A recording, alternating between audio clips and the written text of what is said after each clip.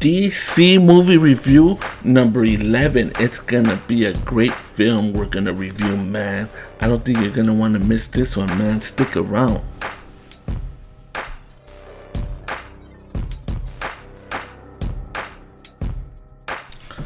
DC movie review number 11. It's gonna be a great film we're gonna review, man, because as the same way we're passionate about music, the same way we're passionate about raising people's frequency and vibration, man, we're passionate the same way about film and movies, man, that have touched our lives, like the same thing with the album or a single.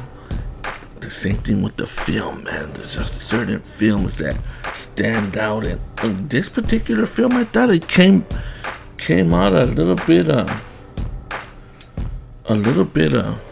earlier. I thought it was like early 1990s, and I didn't know that this particular film that Rick James had came out.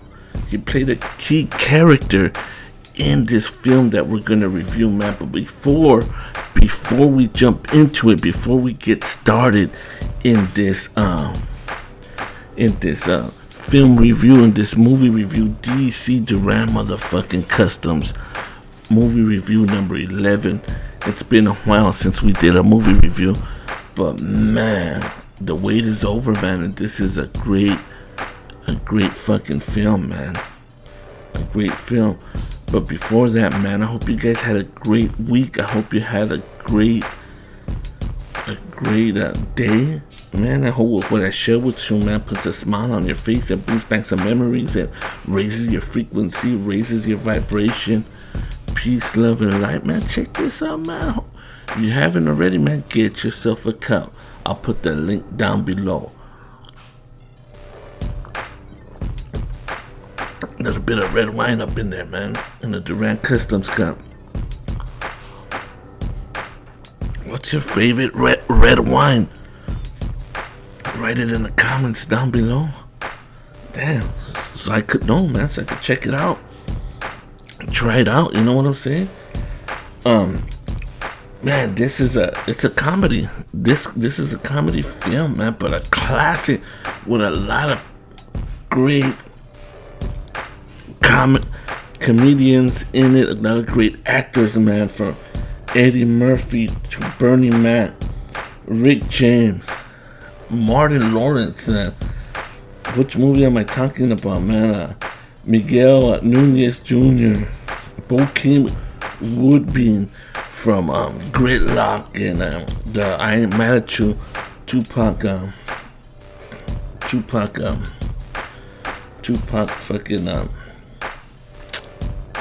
video of I Ain't Mad at You. Ned Betty, Oba Babatude. Who else, man? Man, this is a great film. Like I said, probably one of my favorites of all time, even as of late, man.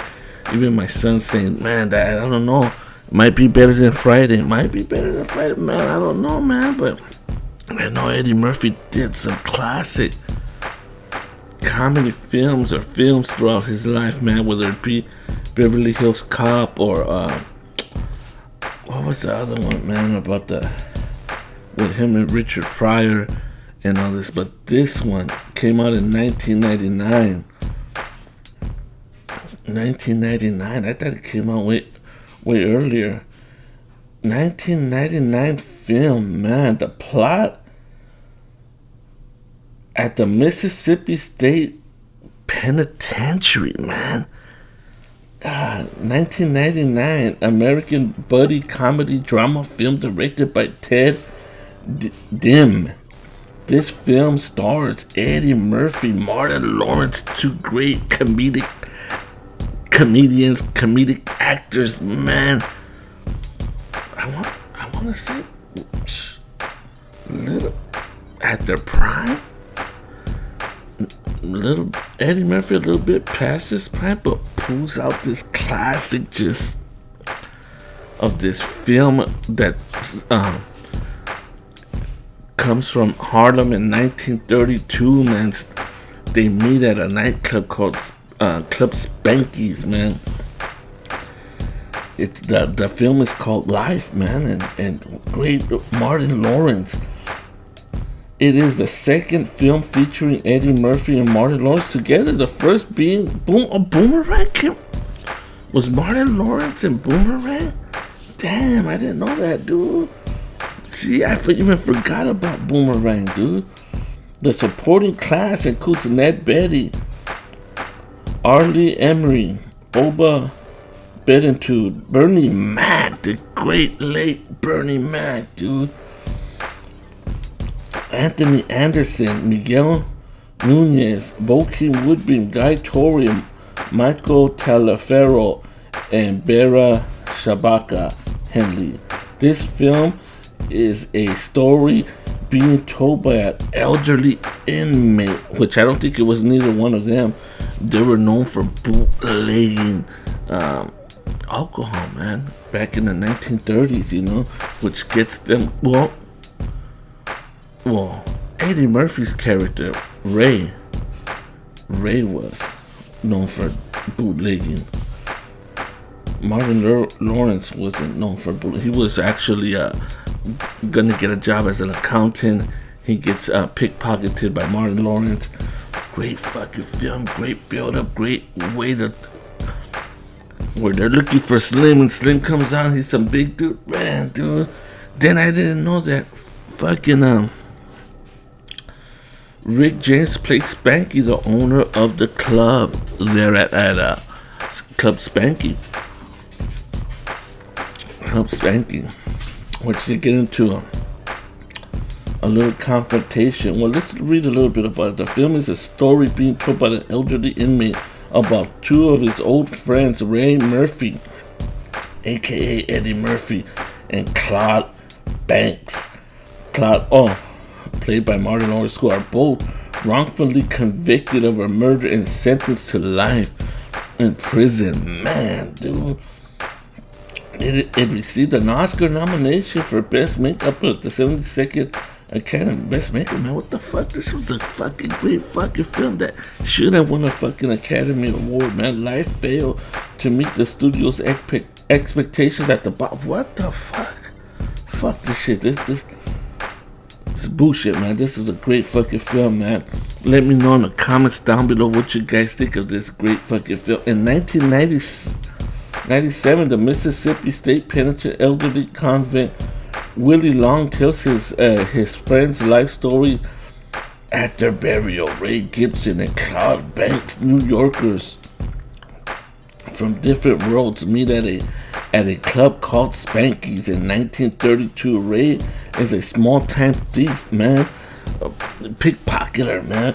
Picks Claude's as a mark as he sees him going in there with his girl at the club. They celebrating, man. Claude's gonna get his job, you know, on Monday as an accountant. He see Claude's going to the restroom. Ray does, Eddie Murphy's character, and sees his mark and goes in there to try to pickpocket him, man. Ray convinces club owner Spanky to let him and Claude pay off their debt via bootlegging, traveling south to buy Mississippi hooch. They pay for the booze and enter a local bar. Ray loses his father's prized pocket watch to a card hustler, Winston Hancock, outside. Racist Sheriff Warren Pike kills Hancock, framing Ray and Claude. Damn. Great plot, great storyline, man, and it just builds an anticipation, and then the comedy that's thrown around in the Martin Lawrence's experience, older OG style of comedic fucking lines that he drops in his style of comedy, along with Martin Lawrence's new style comedy, man, made for a great clash, in my opinion, man, and made for a great fucking film, dude. You know what I'm saying? Ray and Claude are given life sentences with hard labor at an infamous prison camp called Camp 8, dude, where it was just like houses. There was no fucking, no fences or nothing, but there was the gun line there, boss. You know what I'm saying? And if you go past the gun line, man, if you try to escape, which they did a few times, man, they made it pretty far. And even Ray made it one time by himself and drove a plane, man, and crashed. But they're lucky they didn't get shot past the gun line, man. But one of them did try to escape one time and did get. They weren't playing about that gun line, man. You know what I'm saying? Bernie Mac's character in there, Woodbean's character of not speaking, can't get right, man. The baseball plot that they put in there, the baseball theme that they put in their storyline, made for a great film, man. Then the baby being born by the, what was it, the what do you call that, the prison's administrator's daughter gets pregnant, has a black baby, man, made for a great part in the film. And they're trying to figure out who's the baby's daddy. Bernie Mac says he's the baby's pappy. Great fucking film, man. Great characters, great, man, stands out. This film definitely stands the test of time for me, man. And it's great to go back and revisit this film. The other great film that Eddie Murphy was in was Harlem Nights, man, with Richard Pryor and a lot of great cast of characters. I think a few of these actors were in that film too. That's a great. We gotta do a movie review on that particular film tune itself. Stands out to me, man. And at least in my life, it does. Made for a great fucking film. Let's finish reading this off. They go to Camp 8. They immediately run afoul off the guards, Sergeant Dillard and Hoppin' Bob, and also meet fellow inmates Jingaling, who's played by, isn't it Bernie Mac, who makes a pass at Claude. Oh shit, dude! Damn, dude. Crazy fucking film. Willie Long Biscuit, another. It was a crazy fucking film, man. Goldmouth, the bully who picks a fight with Ray, asking for Claude's cornbread, and he says he can't have his fucking. Ray convinces Claude not to give up the cornbread, man, and they wind up scrapping outside. Great fucking film. Great storyline. In 1944, 12 years later, Claude and Ray meet a young mute inmate, Can't Get Right, played by Woodbean, who makes it to the big leagues and that was one of their key ways for them to get out of prison, you know, with the talent of Can't Get Right, but it just didn't happen, man. Made for a great film. Another addition, another actor that was part of this film that comes out and makes an appearance at the beginning and at the end was a late great hip hop fucking star, Heavy D, man. Heavy D. And not only that, this film had a great soundtrack, man. Great soundtrack to it. You know what I'm saying? Great songs, man, you know. And during the dance that they had there, they somehow they allowed Ray to bring chicks in, man. Great fucking film. What do you guys think of this? And then another one that stands out to me in this particular film was Ray's Boom Boom Boom. Ray's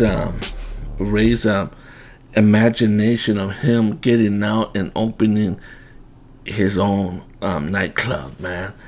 Eventually, I guess they do fake their death somehow,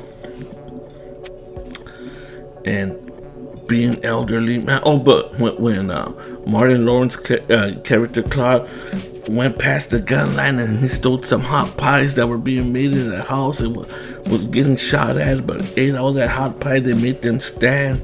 They made them stand on fucking bottles and stuff like that. Man, they stopped talking for a while. Just a great film, a great storyline, in my opinion, and stands out to me as one of the great films at least in my lifetime, man. And it's one of my favorites. I get to share it with my son, and I think, if he likes it, and him being only 12 years old, it's a great motherfucking film. And that tells you it's not just a hood classic, man. It's a great film for the culture, great actors, great storyline, and it's a great film to go back and revisit, man. Let me know what you think of this particular film. The film is called Life, man. Peace, love, and light, and I'm out of here, man. Peace.